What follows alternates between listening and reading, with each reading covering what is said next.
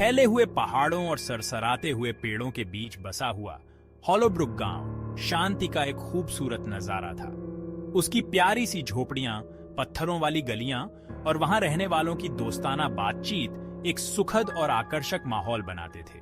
लेकिन इस साधारण सी दिखने वाली जगह के पीछे एक बहुत पुराना रहस्य छुपा हुआ था। एक ऐसा रहस्य जो गांव के आसपास के जंगलों को अपनी चपेट में लिए हुए था। एक ऐसा रहस्य जो केवल उन्हीं को पता था जो इस गांव की सीमा के भीतर पैदा हुए थे। जंगल पुराने ओक के पेड़ों और टेढ़ी मेढ़ी देवदार की शाखाओं से भरा हुआ गांव के एक शांत रक्षक की तरह खड़ा था।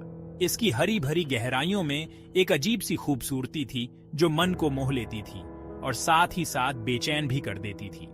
गांव वाले अक्सर हवा में आने वाली अजीब सी फुसफुसाहट के बारे में बात करते थे। ऐसा लगता था जैसे ये फुसफुसाहट जंगल के बीच से आ रही हो। फुसफुसाहट जो सदियों पुराने वादों और भुला दिए गए रीति रिवाजों के बारे में बताती थी। सदियों से हॉलोब्रुक गांव एक प्राचीन वादे के साए में जी रहा था।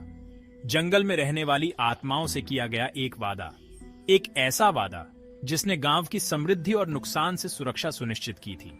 लेकिन यह सुरक्षा एक कीमत पर मिली थी, एक भयानक कीमत जो हर 100 साल में एक बार चुकानी पड़ती थी। जब शरद ऋतु का चांद आसमान में ऊंचा चमकता था और धरती पर एक भयानक रोशनी फैलाता था, तो गांव वाले जंगल के किनारे इकट्ठा होते थे। वे अपने में से एक को चुनने के लिए पर्ची निकालते थे, आत्माओं को खुश करने और प्राचीन वादे को नया करने के लिए एक बलिदान। ये परंपरा पीढ़ी दर पीढ़ी चली आ रही थी। इसके भयानक विवरण हॉलोब्रुक की आत्मा में रच बस गए थे। एम्मा, जो रोमांच पसंद करने वाली और जिज्ञासु थी, एक ताजा शरद ऋतु की दोपहर को हॉलोब्रुक गांव पहुंची। उसने गांव की सुंदरता और शांति के किस्से सुने थे। वह शहर की भागम भाग वाली जिंदगी से दूर भागना चाहती थी, खुद को उसकी शांति में डुबो देना चाहती थी। गांव वालों ने उसका गर्मजोशी से स्वागत किया। उन्होंने उसे रहने के लिए जगह दी और अपने साधारण जीवन की कहानियां सुनाई। एम्मा उनकी दयालुता और अपने घर के साथ उनके गहरे जुड़ाव को देखकर मंत्रमुग्ध हो गई। लेकिन जैसे जैसे दिन रात में बदलते गए, उसने उनके व्यवहार में एक बदलाव देखा। उनकी मुस्कुराहट बनावटी लग रही थी। उनकी नजरें घबराहट से जंगल के किनारे की तरफ देख रही थी। गांव में एक अजीब सा तनाव छा गया था। कभी खुशनुमा बातचीत की जगह अब फुसफुसाहट ने ले ली थी। गांव वाले अपने रोजमर्रा के काम जल्दी जल्दी निपटा रहे थे, एम्मा की निगाहों से बचते हुए। वे धीमी आवाज में बातें कर रहे थे। उनके शब्द ऐसे थे जैसे सांप रेंगते हुए उसके कानों से दूर जा रहे हों। एम्मा ने अपने ऊपर छाए हुए बेचैनी के एहसास को दूर करने की कोशिश की, लेकिन गांव वालों के अजीब व्यवहार को नजरअंदाज करना नामुमकिन था।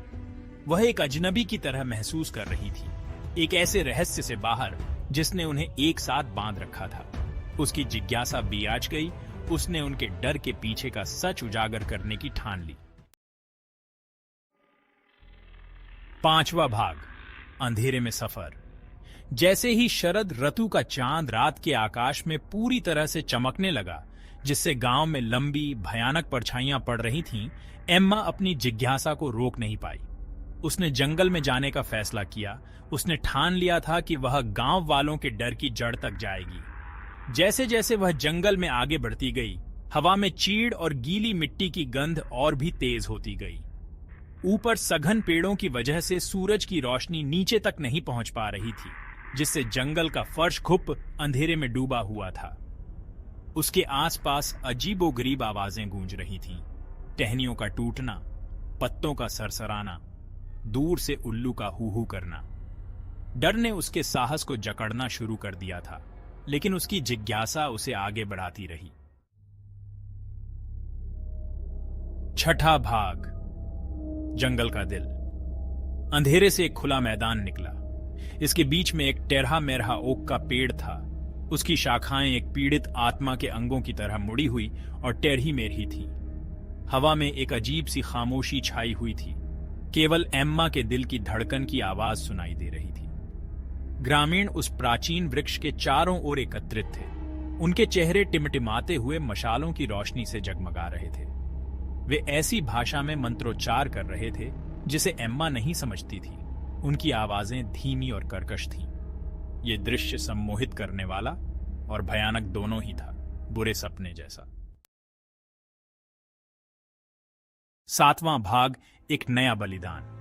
जैसे ही एम्मा परछाइयों से देख रही थी, उसके खून जम गया। उसने देखा कि एक छोटे बच्चे को उस प्राचीन ओक के पेड़ की तरफ ले जाया जा रहा है। बच्चे की आंखें डर से फैली हुई थीं। उसका छोटा सा हाथ अपनी मां की कांपती हुई उंगलियों को कसकर पकड़े हुए था। अचानक मंत्रोच्चार बंद हो गया। गांव वाले एम्मा की ओर मुड़े। उनकी आंखें एक अजीब सी तेजी से जल रही थीं। उन्होंने उसे देख लिया था। उनकी फुसफुसाहट चीखों में बदल गई। एम्मा एक बाहरी व्यक्ति थी। उसे उनके पवित्र अनुष्ठान को देखने का कोई अधिकार नहीं था। उसे बच्चे की जगह लेनी होगी। 8वां भाग, रात में संघर्ष। जैसे ही गांव वाले एम्मा के पास आए, उसके अंदर दहशत फैल गई। उसने उनके साथ तर्क करने की कोशिश की, ये समझाने की कोशिश की कि उसका कोई नुकसान करने का इरादा नहीं था। लेकिन उसके शब्द उनके गुस्से के शोर में कहीं खो गए।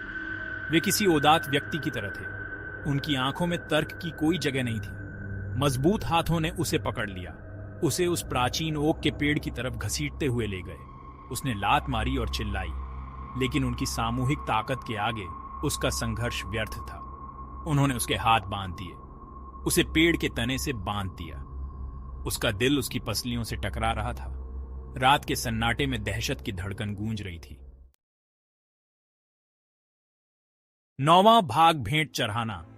मंत्रोच्चार फिर से शुरू हो गया, इस बार ज्यादा तेज और ज्यादा उग्र। गांव वाले लयबद्ध तरीके से झूम रहे थे।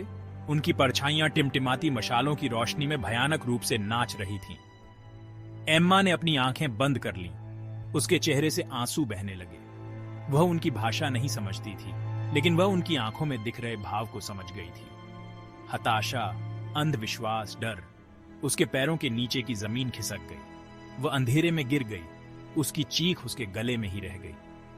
वह किसी नरम और लचीली चीज पर गिरी।